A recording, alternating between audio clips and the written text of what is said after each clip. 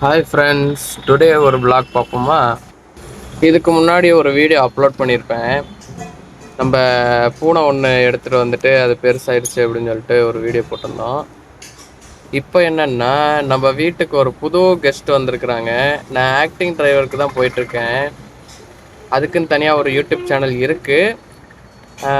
நான் ஆக்டிங்க்கு திருச்சி வரைக்கும் போனதுனால அங்கே எனக்கு யதார்த்தமாக கிடைச்ச ஒரு பூனை, இந்த ஒயிட் பூனை. யார் அது?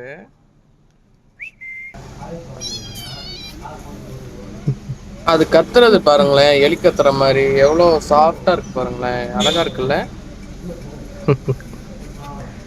இவங்க தாயை விட்டு பிரிஞ்சு வந்துட்டாங்க போல இருக்கு, இல்ல தனியா எங்கேயோ போயிட்டாங்க போல இருக்கு. தாய் விட்டுட்டு போயிருச்சு போல இருக்கு. இதுக்கு மேல ஃபுல்லா ஒரே பூச்சி டஸ்ட்டு. அதுக்கு ரொம்ப பசியில இருந்தாங்க. பால் குடிக்க வச்சுட்டு படுக்க வச்சாச்சு. பாத்தீங்களா எவ்வளோ பாசமா இருக்கிறாங்கன்னு.